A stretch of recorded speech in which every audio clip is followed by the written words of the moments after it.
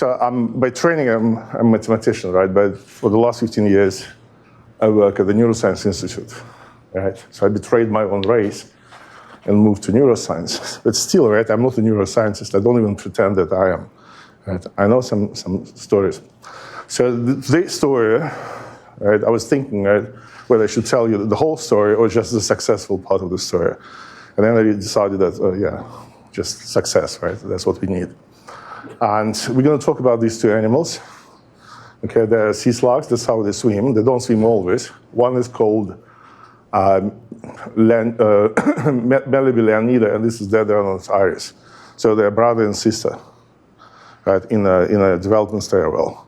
The difference is, I mean, and then you don't have to even know the circuitry, the neural circuit that drives the locomotion of these animals. This is called CPG, central pattern generator. And the point is that this animal, when it starts swimming, you can't stop it. It's like a robot, boom, boom, boom, boom, right? It hits the wall of the aquarium, keep running, right? This is intelligent. Okay, it initiates swimming and stops swimming. These guys keep swimming until something happened. So that's the first thing I would like to say. Then there's a circuit here, it's called CPG.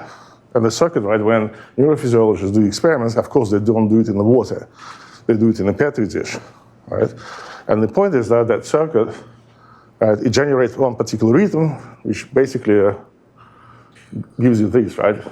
So the signal goes into the amplifier, basically muscle neurons, right? And then they do the job. But the circuit on its own generates this pattern of activity, right? And the pattern emerges like this, right? And then dies like that too, right? So it's one example of a similar sea slug called Tritonia. Unless those guys, Tritonia is a very poor swimmer, right? Once it senses a predator, like sea slug or sea star, right, it will try to swim away, okay? And it has about 60 seconds to swim away. Otherwise, right, it didn't make it, okay? And that's how the circuit that controls this locomotion looks like. So as you can see, this dorsal swim interneuron, so it's a ganglion, right? It's not just one cell, it's just several cells. They have very tight gap junctions, electrical coupling, so they all act together. So whenever you see things like that, triangle, it means it's a chemical excitatory synapse.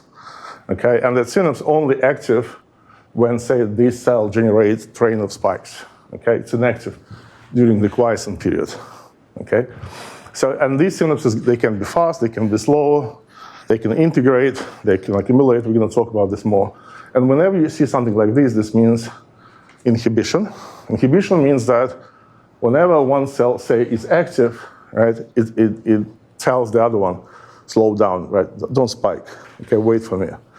And in contrast, excitation means if the cell goes up, it will promote, like, come along with me, right? Generate a train of activity. Okay, and surprise, surprise, you see, this basically means that whenever the cell is active, right, it sends excitation to the cell on the left, right, which is fast, and then inhibition gets into the game, right? So it gets, come along with me, and then slow down. So synapses are a very interesting thing, right? And the truth is that nobody really cares about synaptic interaction. And I didn't care myself for a long period of time, too. And I didn't want to talk about what I'm going to say now. It's my kind of past research we've done with this. And nowadays, we don't show the equations, right? We show the animation. So basically, you have three-cell network, okay? And each synapse is fast and inhibitory. And basically, what you're going to see is that this is a solution of this differential equation, right? Hodgkin-Huxley type of models called leech neuron. It's from the heart of the leech, right? And then it can be endogenous burster. So this cell, you see, it generates spikes and basically shuts down this gap. It's a regular cellular node. There's a little gap there. And basically it slows down like a red light, right? Nothing fancy, right? Really. But the bottom line is that depending on initial conditions, you see that red cell burst and followed by these two together, right? They don't like each other, but they have no choice, right? Because they have to start bursting together, okay? And what you'll see next, then, okay, and then trust it has nothing to do with what I'm going to talk about next, but we learned a lot from when we studied those systems. Okay, and then I apply a negative pulse to the blue cell, I shut it down. The other two keep bursting in alternation. And by the way, these are biological recordings, right? You'll see that they're going to be very similar. Okay, this is from the Leech heart neural network. I mean, yeah, what I'm trying to say is that whenever this fires, these two burst together, and then this becomes quiescent, right? And these two start firing in the interface. And what you'll see next, when the blue one comes back into the game, right, it bursts. Okay, these two waiting, right? Why waiting? Because whenever voltage in this cell goes above synaptic threshold, this plane, it sends a negative pulse to the what's called post-synaptic cells. Okay, and what we will see that even though red was a burster after I shut down the blue cell and it comes back into the game, red cell will never burst again, right? It will be always inhibited in alternation by the other two cells. It's going to be quiescent for the rest of the game. It was all publication, right? Which basically means that the circuit is multi-stable, right? And what you see, this is no longer Hodgkin-Huxley. This is basically what in the Soviet times it's called the relaxation oscillator, right? In neuroscience it's called Fitzke-Naguma. Okay, and what you do basically, you have three cells, right? They're coupled symmetrically by inhibitory synapses, and then you release them at different moments of time, right? You create different gaps between the release, right? At that time, I started collecting GPUs, graphic processor units, right? So we can run these simulations in parallel. So for example, to get a picture like this, right, you need a millisecond, right? So instead of, and the bottom line is that, as you can see, the phase differences, right, or the phase lags between the cells, right, they converge to steady states, right, called phase locking states, right? And I needed to explain the concept of the phase plane to neurophysiologists, right, neuroscientists. So they want to see everything in progression, right, like voltage traces, right? And then you get rid of these, right, and put the phase difference between 1 and 3, and the phase difference between cells 1 blue, 3 red, and 1 and 2 here, and then you have this picture, right? And you know that, well, I have an attractor, okay? What's the phase difference? Okay, we're going to talk. You have another attractor, stable, fixed point. Of course, I have saddles in between, right? How else? And the stable sets of the saddles, they basically bounce the attraction basins of this fixed point, right? I mean, and then I kind of talk about coupling functions, right? And everybody talk about coupling functions. And at a certain point, I wanted to move forward with the coupling functions, right? It was way before we met, right? And then I talked to Paul Katz, who is my boss, my co-PI. I showed him this, right? And he said, nah, I don't get it, right? I'd rather see this, right, instead. Okay. And that's why I decided not to move with this stuff. And then Jeremy, who is a PhD student in the lab, he did this movie. And that movie basically let us, the eyes between us and neurophysiologists get melted after that. So they can see the phase lags, okay, trajectory that bends, converges to this fixed point. Look at the coordinates 1/2 and 0, which means, and then you look, 0 means that green and blue cell burst together in antiphase with the red cell, right? Everything is symmetric, so therefore you should have red attractor, you have to have blue attractor. I'm going to speed up a bit because that's not my topic, okay? And then there are other fixed points over here. If you look at the coordinates, this is 2/3 of 1, which means red followed by blue followed by the red cell, okay, and followed by the green cell because of the 1/3. And clear, right? We call these traveling waves. They should be called peristatic rhythms. To make these plots, you do lots of initializations? Lots of initial conditions, right? Yeah. But as I said, on GPU, it's done. Right?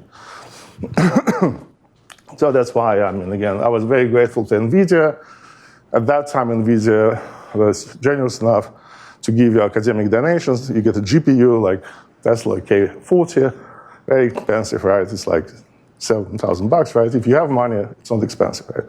If you don't have it, it's expensive. Right? And the point was that, all right, I can do this Hodgkin-Huxley, right? Then if I do Fusina-Guma, right, and I'm going to make a little trick, right? In Fusina-Guma, for some reasons, right, these are always what's called slow null line, which is straight line, white straight because it's easy. I mean, it's simple, right? But I need a saddle node here, this gap. And the idea is that whenever the cell is active above that threshold, it will cell inhibition. Inhibition geometrically basically means that this cubic nucleon shifts closer to this red line, right? And then the blue cell slows down here, right? Okay, and depending on connectivity, depending on everything, right, you can get these diagrams, right? And then you can say towards bifurcation theory in neural network, right? He didn't get the joke. Hello?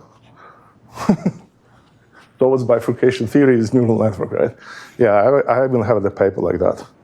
But what the slide is trying to illustrate that there's tree here, right? And then you can create what's called theta neurons, basically unit circle, and these are cell node here initially, right? And then you slow down there, and you will get the same picture. Which means this is called bottom-up approach. You study first real biologically plausible model, right? And then you generalize. And that means you know how it works, okay? If you can do it in a toy model. And then you can change the connectivity, you can change individual cells, right? You can change different connectivity strength, right? And then you see that how it bifurcates, right? And so forth and so on. Just a little comment. Speaking of Arnold tongues, right? Arnold tongues is just a V-shaped resonance zone, right? It has nothing to do with Arnold. But still it's called Arnold tongue. And whenever you have a fixed point, this means you're sitting inside this area, right? And when you cross it, that's why saddles for, right? That the saddle and stable fixed point get together, merge and disappear. That means you cross the boundary. So that's basically how it works. All right, okay, we learned a lot. We published papers, right? Everybody's happy. Now I teach this in a class that I skipped today because my class was at 9:30 in Atlanta, right? I have zero intention to wake up at 6. So my students taught instead of me. But basically, I'm going to teach this in the class for undergrads. It's called Intro Mathematical Neuroscience. Okay, now back to normal business. I already mentioned Paul Katz, who was my co-PI in the grant, and his wife, Sarah Pellis, she was my co-PI too, another grant. And then Sarah, they live in Decatur, part of Atlanta, which is a very cool area. And she found this, right? This is poisonous snake, known as a copperhead. It's very similar to rattlesnake, right? What do you do when you see something like that? You run. What neurophysiology does? She grabbed a shovel and chopped the head off, right? What Paul did? He put it on a hot, dry way, and then heat goes into sensory neuron projected onto the CPG, and it starts crawling, right? So that's an example that CPG doesn't need, right? It needs a sensory feed. It doesn't need any sensory feedback. It needs just a feedback.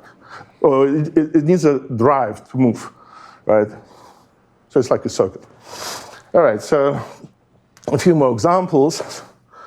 So this is from San Diego, Alan Silverstone, basically who pioneered CPG research, right? Okay, you go to a restaurant, you'll get a tail, but this guy in its stomach has teeth. That's how they look like. You'll see the movie, right? And that's how the teeth move when the animal is hungry, right? Basically, it's called gastric meal. And then his former student, Yves Mother, he started pyloric circuit. Basically, you have a garbage in the stomach, and that's time to throw it away, right? Right? And there's a valve, and then it sucks in the garbage, right, and then throws it away. It's another famous CPG made of 3 cells, right? And the mystery is that, okay, they know verbally how it works, right? But no mathematician ever did it right. Okay, maybe it's time. Another example, toy modeler. I had an Italian student in the lab visiting, and it was And we said, like, okay, just create something really simple, right? Like salamander. When a constant current injected in salamander's spinal cord, salamander will walk like a crocodile, right? And the current gets stronger, right? It's going to swim. As simple as that. So this is just like, okay, you have a dog, right? Small dog. It walks like this, right? And then say, come to the daisy, right? And it runs, right? Flies. And then legs is going to go transition from anti-phase to synchronous rhythm, right?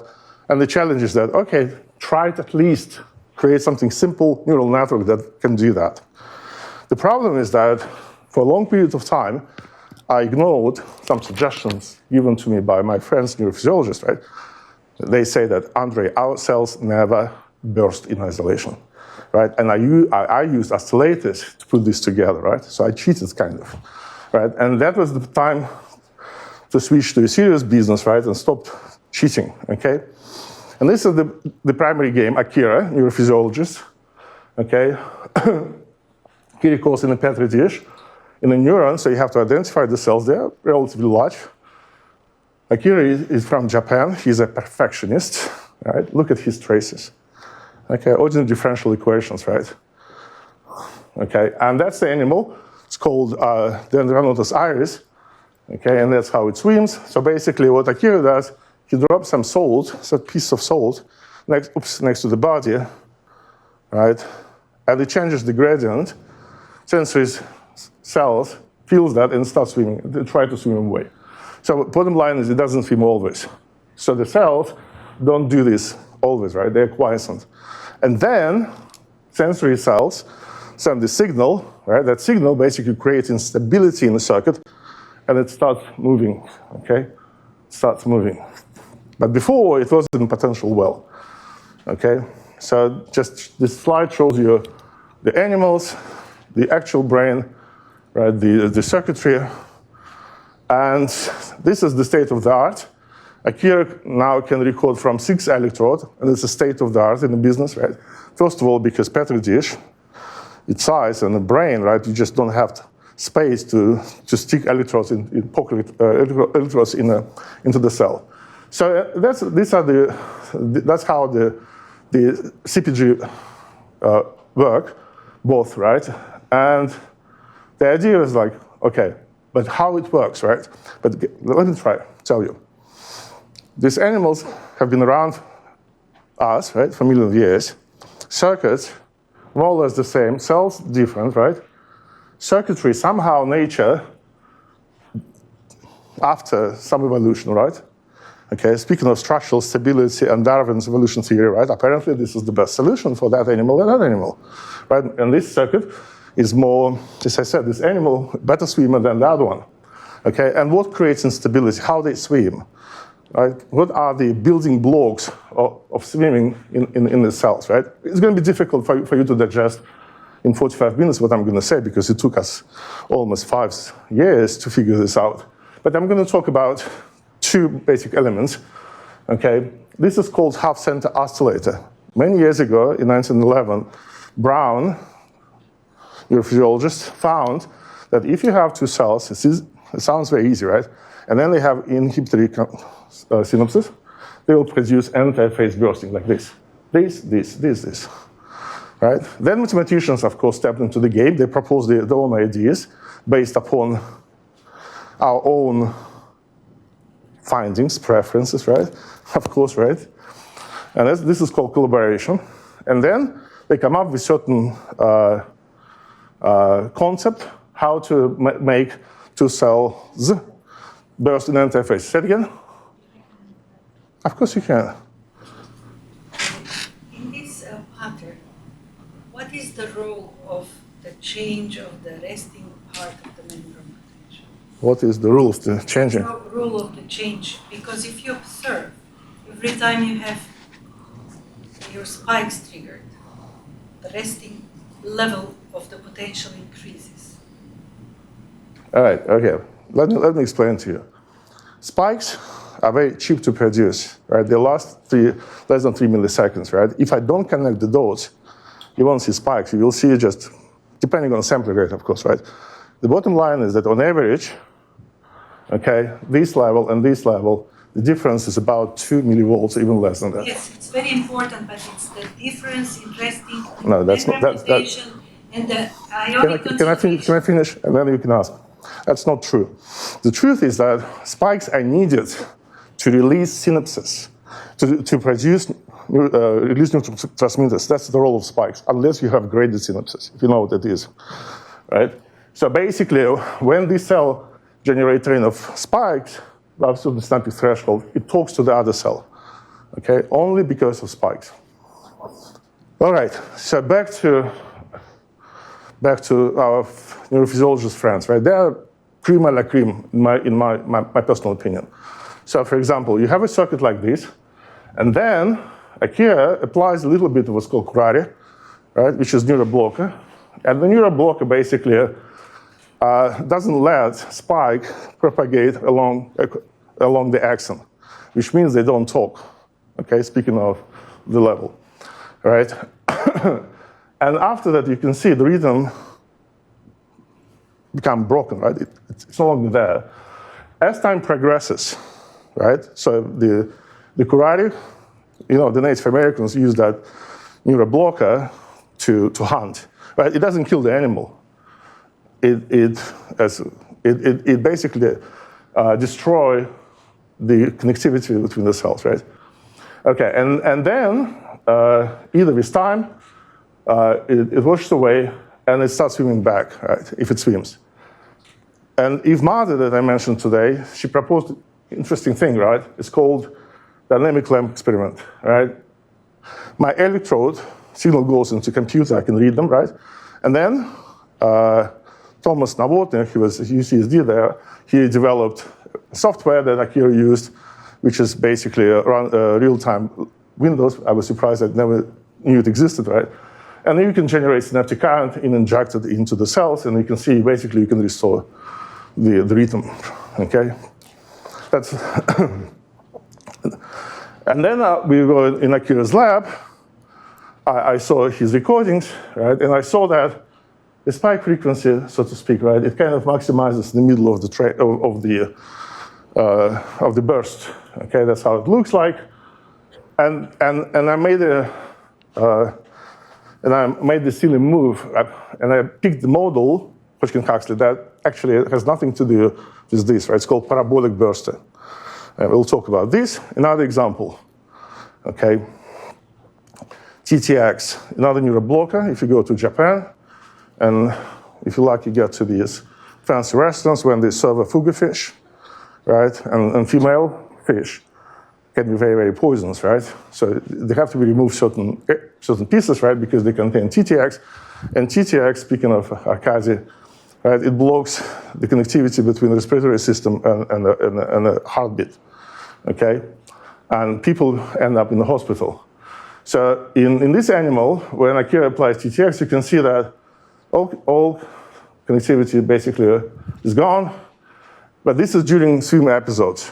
And the cells are actively tonic spikers, okay?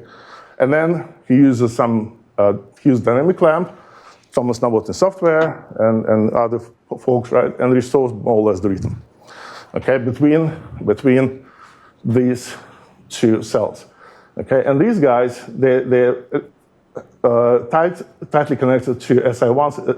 SI means swim interneuron. SI1 right, SI2 right, SI1 left.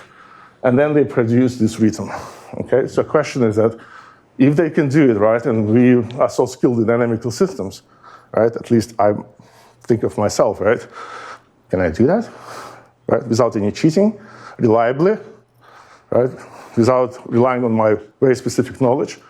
Okay, another interesting story. When an animal is small, like 30 grams, it swims, the frequency, the period of swimming is about 1 second. Okay, then it becomes mature, and the period now becomes 4-6. Okay, and when animal is about to disappear, right, the swimming period goes like this, right? But the circuit doesn't change. If you put the animal in the hot water, it's not going to swim any faster, right? So another interesting story. What happens, right, with the speed, with the synapses, with the circuit?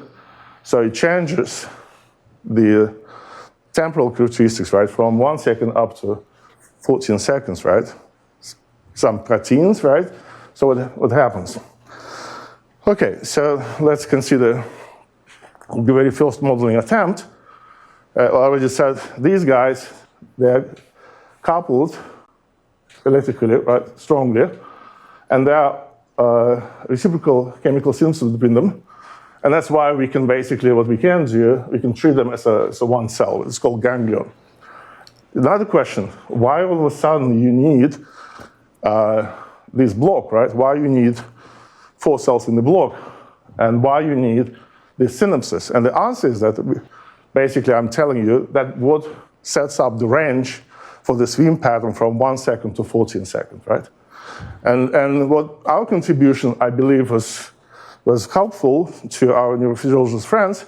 We wanted to get the feedback, and they wanted feedback from us, propose certain ideas, right? How we validate the model, how we test it, right? All right, and then we published a paper.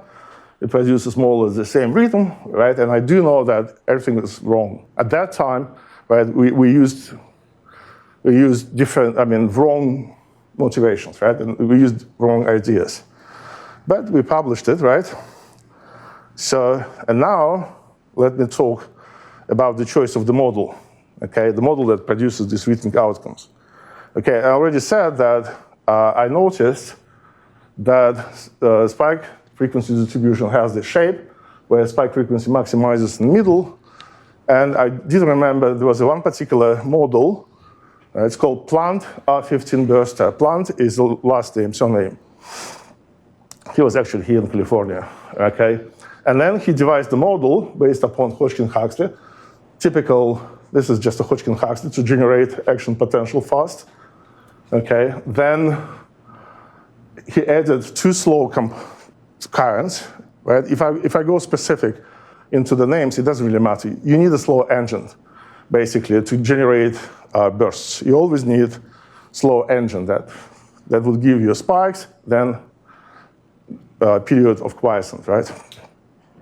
So this endogenous burster, and basically we always say that this model was supposed to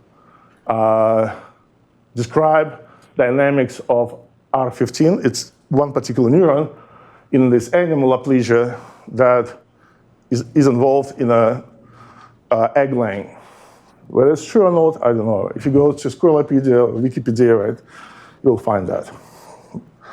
Okay, so, and the way it works, it's very simple, right? So basically, you know why people use Fiskinaguma? Because it's a relaxation oscillator, right? And Hodgkin-Huxley is also kind of relaxation oscillator. So you can treat this as a cubic null and switching between the branches. And then the second compartment law, it's also relaxation oscillator. As you can see, there is a branch, okay? And whenever you follow the quiescent phase, right, you follow this thing, right, and then you generate action potentials, basically means that in a phase space of the model, you have what's called a slow motion manifold, and you turn around the surface, right? Each turn gives you a spike. And then you have to end, and you can end differently, right? You can end, in this particular case, what Erwin Trout calls sneak, right? Sneak is called cellular node invariant circle. That was my dad's PhD work, right? It's called, he generalized homoclinic cellular node for n-dimensional case, right? But now nobody cares about this stuff, right? Nobody knows the stories and the true result, but only a textbook for undergrads. Okay, so what I did, and I said already that I was told many times, Andrey, our cells never burst in isolation. They're not endogenous bursters. So I have to get rid of this bursting part. So I have to move, basically, my cell over here so that I transition from an equilibrium state to periodic orbit and back, and that's it, right? So I introduced, we changed basically the slow dynamics, and the change in the slow dynamics was to get rid of these hysteresis overlap between these branches, right? Along that branches, you generate spike, then you go down, quiescent, and then come back to the tonic spike in manifold. Okay, this is called slow fast dynamics. Okay, I don't remember why I need this slide. I don't see my glasses.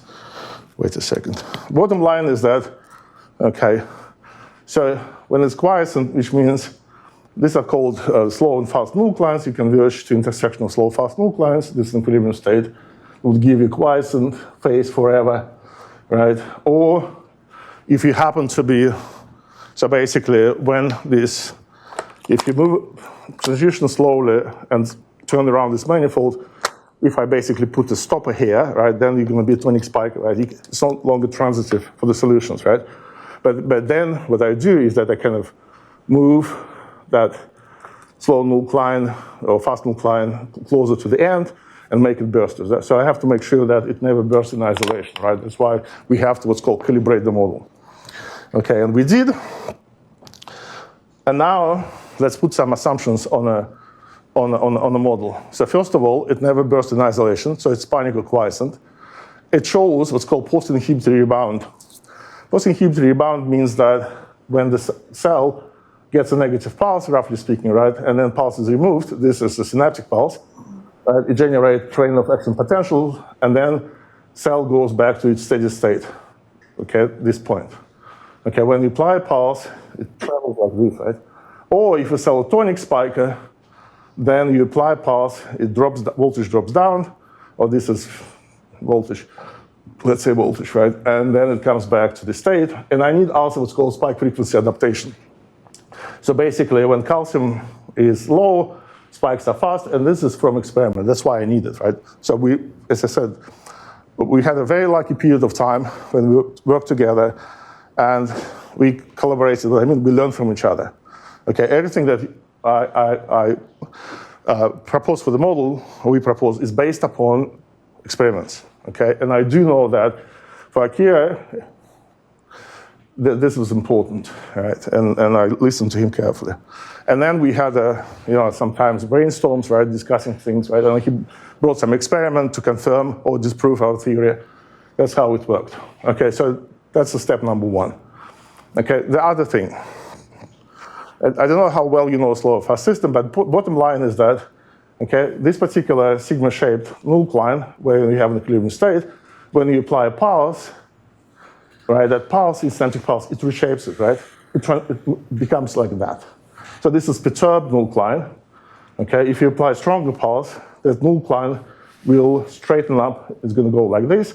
And basically, if I wait long enough, pulse, I'm going to get an equilibrium state where I have to have it, right, in a perturbed system. Then pulse gone, and it goes back to the unperturbed situation, right? It transition to this thing, right? Now, speaking of the synapses, why I said I need a spike frequency adaptation, because basically the network is based upon synaptic interaction and cellular interaction. Slow, right? How are you going to get slow dynamics if you don't have slow variables, right? If you have only these fast variables, there is no way you can get slow bursting. So there must be some time scale, right? Slow time scale, and they have to be on the same scale together, right? Synapses and cell dynamics. So what is shown here, we developed our new model, okay, nothing fancy, right, for the synapses, and that's how it works. So basically, when presynaptic cell generate action potentials, roughly speaking, right, then these result in communication to postsynaptic cell. How it works? Basically, each spike, without calcium, without anything, it releases a neurotransmitter that travels to another cell, right? And then another cell, okay, it travels like knock, knock, knock, may come in, right? You may, it's more than that, right? And if it's negatively charged a neurotransmitter, right, then the voltage in the cell drops down. If it's a positive, then it goes up. That's how Akira knows that the synapse is excitatory or inhibitory, more or less. Okay, so, and what I wanted to make sure that my synapses are not just the messengers, blind messengers. They actively participate in the dynamics. So which means, you can see spike frequency is high at the beginning, synapse builds up, okay, and then it releases neurotransmitters, spike's gone, and that avalanche slows down, okay? So it should be, so this time scale should correlate with the spike frequency in the cells. And the cells must have spike frequency adaptation. Okay, now I said that, but now I went to Akira and said, Akira, okay, let's find out, because he didn't care whether synapses are fast and slow. When he used dynamic clamp software, he basically relied on default settings, right? What does constant mean, and so forth. Synapses are fast, slow, he didn't care. He only cares that you can make coupling stronger, just change the weight, right? Known as a maximal conductance, so it's weaker. That's what he did. Okay, so look at this. It's a part of this circuit. Okay, there is an electrical synapse, and there is an inhibitory synapse. And then he stimulates this cell, okay? And the stimulus is it's a train of pulse, 5 hertz, okay? And then he looks at the presynaptic cell, and he sees that this stimulus causes this train. Okay, this train, because this inhibition, you can see it builds up gradually, right? Reaches some maximum, spike's gone, restores. This is almost parallel to the spikes. Why? Because it's a fast gap junction, okay? But this gap junction is not a wire, right? It also has a certain dynamics. And then he applies a stronger 10 hertz pulse. It causes this train in the SA2, right? Okay, now look at this guy on the left. You see, it builds up quickly because spike frequency is higher, then reaches saturation, right? It doesn't go any further because you have a limited number of neurotransmitters, right? You have some reserve. It's gone, and then, but meanwhile, remember I said about excitatory inhibitory synapses. Look at this. See, inhibition is slower than gap junction. So initially you have this build-up, and then inhibition kicks in around here, and then it makes the cell hyperpolarized, the driven cell. So that's how we develop our models. So the models of synapses that I've known, right, that was called AFTM, alpha synapses, right? So basically they're all based upon the same principle that Hodgkin and Huxley proposed. 0 or 1, okay? Like above synaptic threshold, 1, otherwise 0. Or instead of, you can use sigmoidal function, right? Or use some kind of threshold probability. But bottom line is that depending on the frequency, this is what's called synaptic strength. So as you can see, right, this synapse is very fast and gets to saturation. It becomes mighty very quickly. This is slow, it builds up, and then you increase the frequency. It's basically a linear thing. I wanted that. I wanted a filter. So when the frequency is below 3 hertz, in the CPGs, neurons, right? CPG doesn't fly, doesn't swim, I'm sorry. As soon as it gets above a certain level, synapses get stronger, and now they feel each other. They can communicate, right? And then it swims. But it never swims, the frequency never goes more than 12 hertz in each cell. So I need a saturation, I need a filter. Okay, and basically, okay, so this basically means that, look at this. So you have a single spike, this is release, that's what you see, for example, voltage in a presynaptic cell, voltage goes up, you say, synapse is excitatory, okay, then there is a big interval between them, right? But if the next spike is close to the previous one, it doesn't decay fully, right? It's going to build up, it's called accumulation. So synapse gets stronger. So it's a nonlinear element, right? And for us, it's critical. Again, this is Akira's experiments. One more time, de facto demonstrating that we have to take care of that, right? Okay, and that's basically the synapse we developed, several models. One is called dynamic synapse, okay? This is called alpha synapses, first order, second kinetics. Basically, it's kinetic means, okay, release causes this, causes that, right? It's nothing fancy chemistry.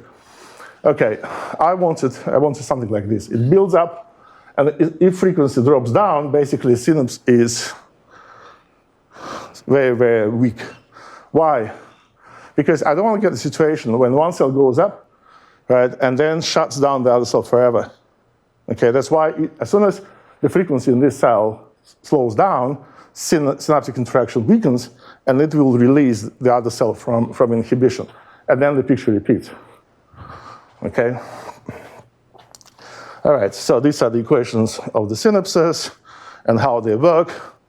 Okay, and this is our new developed model, right? Second order kinetics, because it's the next step. It slows down the signals. As you can see, it basically it's a filter. It makes it smooth, right? But on average, basically you can say that, all right, my average is right here, right? This one average should be white line. This average is sigmoidal curve. And the only reason it's sigmoidal curve because we didn't invent anything radical, right? We used the same equation, but we used the sigmoidal, like what's that thing? Problem map. What's the other name? Problem map. From evolution, right? When we go to sigmoidal thing, logistic equation, logistic map. This is just a logistic thing, right? Okay. So, and this logistic term gives us little delay. We can control it, not we, right? We are, as I said, we correlate this basically numbers calibrate with the spike frequency that is typical for the cells. Okay. Okay, the first example. All right. It's a half center, 2 cells, bleed and grew. Okay, and initially they are tonic spikers, right? So basically, tonic spike, you have a limit cycle right here. Okay, how initiate the rhythm? I talked to Arkady because I remember from my undergraduate studies, I heard these terms, balance of phases and balance of amplitude. In his case, balance of phases means they have to be an antiphase. Amplitude interaction should be sufficient, right? So the way it works, both are sitting here, and they both get excited drive, okay? Because remember I said I need to create instability, okay? So basically what happens here, they will produce this network cycle, network hysteresis, okay? So one cell goes up, the other one goes down, and so forth. And they're changing this game. They're all trying to get to this limit cycle that they produce in isolation. So the circuit is bistable, okay? But if I pick the phases or couplings insufficiently, right, you see what happens? These network oscillations, they get damped, right? And then they become tonic spikers. And then I change the coupling strength or I change the balance of amplitude. As you can see, it emerges and then becomes stable, okay? But if I pick initial phases wrongly, right, they will become just tonic spikers like that, okay? So that's how the half center works, okay? And really, it's a big deal.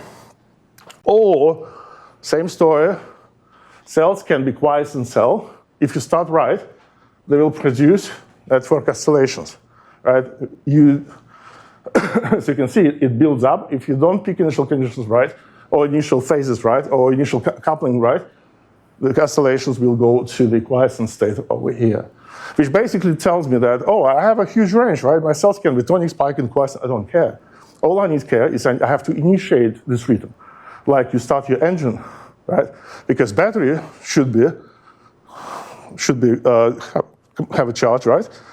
Plus, you need a timing belt in your engine, right? So to keep it running. It's the same story, right? Engineers know this extremely well.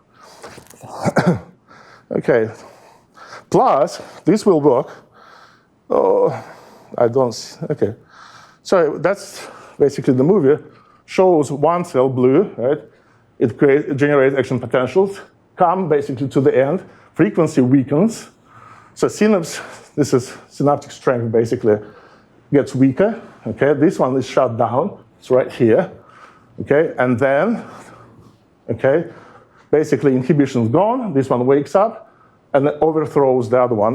The strong inhibition, initial, right, overthrows the other one. And it keeps running, this is called the half-center concept. But the point is that, as I said, this is a network hysteresis, right? In isolations, cells don't do that. They only do it together. Okay, so that's how it works. Okay. All right, winner takes it all. Okay, skip it. And, all right. In the other animal, in contrast, the driver of the network is not a half center that I mentioned to you. Okay, it's a modular based upon one cell is excitatory, one it's inhibitory. Right? I call it jokingly. This is called predator-prey. Okay? So the way it works, blue cell is excitatory. It excites the green cell. Green cell now generate action potentials, right? It inhibits blue cell, okay? It goes down. But the green cell cannot survive without drive from the blue cell. It goes back to the quiescent state. And voila, they have the same chasing game, right? And depending, okay, if again phases are not picked right or couple interaction is not sufficient, you can see oscillations don't last, right? They converge to initial states, right? Or you increase the coupling, could be excitation and inhibition. Again, everything is nonlinear. That's why I hired an undergraduate student over the summer, because I told him, Fred, I really apologize, but you're going to be a guinea pig, right? We're going to test on you how robustly you can generate this rhythm, right? And then you have to tell us, in simple words, what you should do, right? Without, fancy schmancy and black magic. Okay. And an interesting part is that if you make them very diverse, this is very tonic spiky, that's where it starts. This cell is a quiescent and start over here. You can see you have a network oscillations. So this goes down, this one goes up. But the difference, like in a Volterra Lotka, in this case, the balance of phase should be 1/4 of the period, right? If you know what, it's everywhere. Economy goes up, right? The student admission goes down because everybody goes into the business, right? Economy slows down, admission of students goes up, right? They don't oscillate in anti-phase, they oscillate. If you look carefully, right, this is a snapshot. This one is at 9, this one is at 12. So the phase difference is roughly 1/4 of the period. That's how you create the algorithm. How, okay, when I call it stable. Well, I'm happier, right? What numbers should I pick? And the point is that you don't have to be very picky, which is great. So all exist within reasonable ranges, right? I don't want to talk like an engineer and say like 10% variations, right? But it's an order of magnitude, right? Which makes me even happier, which means this rhythm generation is structurally stable, which means you change the parameters and nothing changes. Right? Dynamics doesn't depend on the parameter variations. That's my goal, which means if I'm in the parameter space, I'm sitting in a very flat potential well. Right? It's not like that. All right. And then it's another kind of parallel story. And one day I realized that, all right, I have a dry lab, I have computers, right? I can't perform the dynamic lamp experiment, but I have accurate recordings, right? I have the files. So what I can do, and I know the sampling rate, which means I know the integration time, and I can run my earlier integration, my models, with the same time scale. And I can couple biological recordings, I mean, it's a one-way connection, of course, right? With my cells, right? I can even further and better calibrate my cells, right? I can find those numbers that would give me a real thing, right? For example, you see the drive, this frequency is high, and this is my model. I use the synaptic model and inject those currents into mathematical cells, okay? And that's what I see. Spike frequency drops down. You see the difference, right? You still have some releases, right? Kind of random, but it's not regular, okay? And then you can do even better, right? You can do even better. And basically, blue recordings are biological recordings, and these are overlap math and biological recordings. And I can tell, okay, for example, even how fast sodium should be or potassium, right? So make spikes more or less the same, right? If I can, why shouldn't, right? It's not machine learning, sorry, right? It's parameter optimization. And Josem, a student in the lab, he did that part, right? And of course, you have to find these minimas, right? There are tons of minimas, and you have to find the minima that you like more. You have to just tell why you like it more. So which basically means that you can do machine learning and that stuff. Okay, and now back to how we put the model together.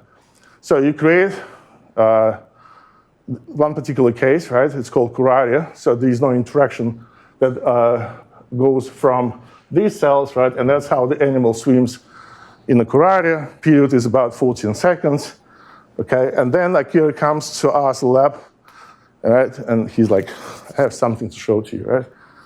Okay. And you know the PowerPoint? When you have one image, right, and you say click down, right, and you open up some part of the image, right, and like, all right, he said, this is 14 seconds, okay, speaking of this driver, okay, and he said, all right, I'm going to shut down these two cells, okay, tell me, Andrey, what do you think is going to happen, right? I was like, moment of truth, right? You don't want to fail. But you have to be honest. And I said, look, I think, according to us, right, it's going to speed up, which means this inhibition, the other cell, you see, remember, it travels down the hill, right? It doesn't throw from the hill, right? It comes back faster. So it's going to speed up the rhythm, right? And then he's, and why? Because basically, look at this. If you shut down these two cells, okay, then this inhibition is gone. That inhibition is gone. Inhibition between these two weakens, which means your heart sensor speeds up. Okay, this is the result. Akira was impressed. I was impressed myself too, right? Like, oh, good, I'm on the right track. It's not that, you know, just another story. And bottom line is that once we figure this part, the rest was easy breezy in case of Malibu, because in Malibu, basically, this is the driver. Why do you need these red cells? Basically, you need the red cells. The way it works, okay, this sets up the rhythm, 14 seconds, 12.